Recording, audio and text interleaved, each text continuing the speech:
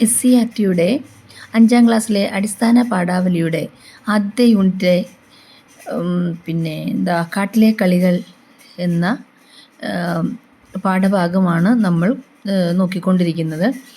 അതിൽ ആ യൂണിറ്റിൽ ആ പാഠഭാഗത്തെ കുറച്ച് അതായത് പാഠപുസ്തകത്തിലെ മൂല്യനിർണ്ണയ പ്രവർത്തനങ്ങളാണ് നമ്മുടെ ചർച്ചാ വിഷയം. ഇപ്പോൾ കഴിഞ്ഞ വീഡിയോയിലുള്ളതിൻ്റെ ബാക്കിയാണ് ഇതിൽ. അപ്പോൾ നമുക്ക് വീഡിയോയിലേക്ക് പോകാം. ലത സജീവ് വീട്ടിലേക്ക് എല്ലാ കൂട്ടുകാർക്കും സ്വാഗതം. ഇവിടെ തന്നിരിക്കുന്ന മറ്റൊരു പ്രവർത്തനം സ്കൂൾ ലൈബ്രറിയിൽ നിന്ന് സമാന ഈണത്തിലുള്ള കവിത, അതായത് കൃഷ്ണഗാഥയിലെ മറ്റ് ഭാഗങ്ങളോ അല്ലെങ്കിൽ അങ്ങനെ ചൊല്ലാവുന്ന മറ്റ് കവിതകളോ കണ്ടെത്തി നോട്ട്ബുക്കിൽ പകർത്തി എഴുതുക എന്നുള്ളതാണ്. അത് നിങ്ങളുടെ ക്ലാസ് പ്രവർത്തനമായിരിക്കുമല്ലോ. അതെല്ലാ കുട്ടികളും അല്ലെങ്കിൽ എല്ലാ കൂട്ടുകാരും ചെയ്യുമെന്ന് വിശ്വസിക്കുന്നു. പിന്നെ ഒന്ന്, നമ്മുടെ പദസമ്പത്ത് വർദ്ധിപ്പിക്കുന്ന ഇതിൽ ഈ കവിതയിൽ ചില പ്രധാനപ്പെട്ട വാക്കുകൾ വന്നിട്ടുണ്ട്. എന്താണ്? കേകി, കോകിലം, പിന്നെ ഇതിനോടൊക്കെ അരയന്നം, ഇതിനോടൊക്കെ സമാനമായ ഇതുണ്ട്.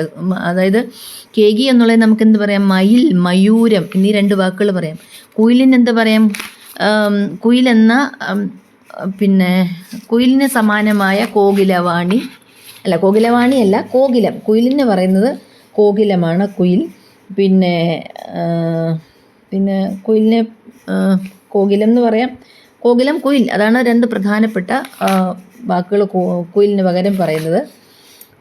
പിന്നെന്താണ് പ്രധാനപ്പെട്ട മറ്റ് പദസമ്പത്ത് നോക്കുക. നിങ്ങളുടെ നിഘണ്ടു നോക്കുക. നിഘണ്ടുവിൽ ചില 1-2 അർത്ഥങ്ങൾ കൂടുതൽ ഒരു വാക്കിന് തന്നെ വന്നിട്ടുണ്ട്. അതിനെയാണ് പണ്ടൊക്കെ സമാന പദങ്ങൾ, പര്യായ പദം എന്നാണ് പണ്ട് പറഞ്ഞിരിക്കുന്നത്. ഇപ്പോൾ ആ പര്യായ പദം എന്നങ്ങ് മാറ്റിയിട്ട് അതിന് സമാന പദങ്ങൾ കണ്ടെത്തുക എന്നാണ് ചോദ്യം വരുന്നത്.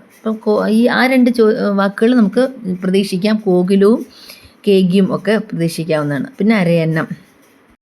പുസ്തകത്തിലെ പഠന പ്രവർത്തനം എന്ന് പറഞ്ഞാൽ ഈ കവിതയൊന്ന് അഭിനയിച്ച് കാണിക്കുക എന്നുള്ളതാണ്. കുട്ടികളുടെ കളികൾ അല്ലേ, അന്ന് എങ്ങനെയൊക്കെയായിരുന്നു എന്ന്, അതല്ലെങ്കിൽ ഒരു കൊറിയോഗ്രാഫി രീതിയിൽ ഈ കവിതയെ അവതരിപ്പിക്കാം.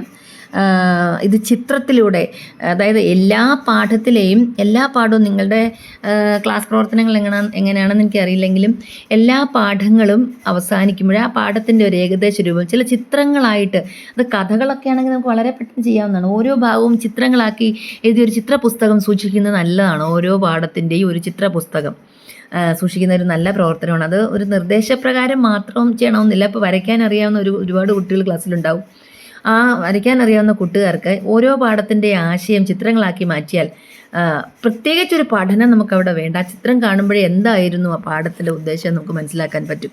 അങ്ങനെ സാധ്യതകളേറെയാണ്. ഇപ്പോഴത്തെ പഠന രീതി അനുസരിച്ച് ഓരോ പാഠത്തിനും ഒരുപാട് സാധ്യതകളുണ്ട്. പുതിയ പുതിയ പ്രവർത്തനങ്ങൾ നമുക്ക് കണ്ടെത്താനും അതിലൂടെ ആ പാഠത്തെ മുഴുവനായിട്ട് നമുക്ക് ആശയഗ്രഹണം നടത്താനും പറ്റുന്ന ഒരുപാട് പ്രവർത്തനങ്ങളുണ്ട്. അപ്പോൾ സ്വയമായിട്ട് കണ്ടുപിടിക്കാവുന്നതുമുണ്ട്. ഇനി പാഠപുസ്തകത്തിൽ എൻ്റെ കളിമോഹങ്ങൾ എന്നാണ് ഇവിടെ പറഞ്ഞിരിക്കുന്നത്. നിങ്ങൾക്ക് ഇപ്പോൾ ഒരു കുട്ടികൾക്ക് കളിക്കാൻ സാധിക്കാത്ത കായിക വിനോദങ്ങളൊന്നും ഇല്ല നമ്മുടെ പ്രദേശത്ത്, നാട്ടിലുള്ള രീതിയിൽ. പിന്നെ അല്ലാത്തൊക്കെ നമുക്ക് കളിക്കാൻ ഒരുപാട് ആഗ്രഹിച്ചിരുന്ന, എന്നാൽ നമുക്കത് പറ്റാതെ പോയ ചില കളികളുണ്ടാവാം എന്നാണ് പറയുന്നത്. അത് ഏതൊക്കെയാവും എന്ന് നിങ്ങളൊന്ന് ഒരു കുറിപ്പാക്കി വെക്കുക എന്നൊരു പ്രവർത്തനം ഉണ്ട്. നമുക്ക് ഈ കുറിപ്പുകൾ എഴുതുക, കഥ വികസിപ്പിക്കുക എന്നൊക്കെ പറയുന്നത് നല്ല പ്രവർത്തനങ്ങളാണ്. നിങ്ങളുടെ സർഗാത്മകതയെ വെളിയിലേക്ക് കൊണ്ടുവരിക എന്നുള്ള ഉദ്ദേശമാണ്. അത് നിങ്ങളുടെ ഭാഷ, ഞാൻ നേരത്തെ പറഞ്ഞ പോലെ ആ ഭാഷയെ വളർത്തുക. നമുക്ക് ചില കാര്യങ്ങൾ അറിയാം, പക്ഷെ അതെങ്ങനെ പ്രസൻറ്റ് ചെയ്യണമെന്നറിയില്ല. അപ്പോൾ അതിനെ വലിയ ഗ്രാമറോ, അതായത് വ്യാകരണമോ, വലിയ പിന്നെ എന്താ പറയുക, കേട്ടാൽ ഞെട്ടുന്ന പദങ്ങളോ ഒന്നും വേണ്ട. നിങ്ങളുടെ ഉള്ളിലെ എന്താണെന്നുള്ളത് അത് നിങ്ങൾ അക്ഷരങ്ങളിലൂടെ വെളിവാക്കാൻ വേണ്ടിയുള്ള പ്രവർത്തനങ്ങളാണ്. ഈ പ്രവർത്തനങ്ങളൊക്കെ വളർന്നു വരുന്ന കുട്ടികൾക്ക് നല്ലൊരു അടിത്തറ മനസ്സിന് പോകാനത് ശുദ്ധമായ ഭാഷ പഠിക്കാനും ഒക്കെ വളരെയധികം നമ്മളെ സഹായിക്കും. അപ്പോൾ അങ്ങനെയുള്ള ഈ കുറിപ്പ് തയ്യാറാക്കുക, അതൊന്നും നമ്മൾ ഒരാളുടെ സഹായത്തിൽ എഴുതുന്നത്. ഞാൻ നേരത്തെ പറഞ്ഞിരുന്നു, ഗൈഡുകളോ സഹായക പുസ്തകങ്ങളോ അതുപോലെ ചോദിച്ച് മനസ്സിലാക്കി എഴുതുക, അതൊന്നുമല്ല. നിങ്ങൾക്ക് സ്വന്തമായിട്ട് നമുക്കൊന്നും പറയാൻ പറ്റില്ല ഒരു കുട്ടിയുടെ ഉള്ളിൽ എന്തൊക്കെ അറിവുകൾ അല്ലെങ്കിൽ എന്തൊക്കെ കഴിവുകളുണ്ടെന്നുള്ളത്. അപ്പം നിങ്ങൾ സ്വന്തമായി അതിനെ ഒന്ന് പുറത്തേക്ക് കൊണ്ടുവരിക. അങ്ങനെയുള്ള പ്രവർത്തനങ്ങളാണ് ഇപ്പോഴത്തെ നമ്മുടെ പഠന സമ്പ്രദായത്തിലുള്ളത്. കുറിപ്പ് തയ്യാറാക്കുക, അതായത് നിങ്ങൾ എന്താ പറയുക, ചിത്രങ്ങൾ വരയ്ക്കുക, അല്ല അത് അങ്ങനെയൊക്കെയുള്ള പ്രവർത്തനങ്ങൾ നിങ്ങൾ ഒരിക്കലും സ്കിപ്പ് ചെയ്യരുത്. അത് തീർച്ചയായിട്ടും ആരുടെയും സഹായത്തിൽ നിങ്ങൾക്കറിയാവുന്ന രീതിയിൽ എഴുതി നിങ്ങളുടെ അധ്യാപകരെ കാണിക്കുക. അങ്ങനെയാണ് വേണ്ടത്. അങ്ങനെ എഴുതിയാണ് നമ്മൾ ഭാവിയിലൊരു നല്ല എഴുത്തുകാരൻ, കവിയോ കഥാകാരനോ ഒക്കെ ആയി മാറുന്നത്. ഓക്കെ കൂട്ടുകാരെ, ഇനി പാഠപുസ്തകത്തിൽ ഒ.എൻ. വി. കുറുപ്പിൻ്റെ ഒരു ചെറിയ കവിത കൊടുത്തിട്ടുണ്ട്.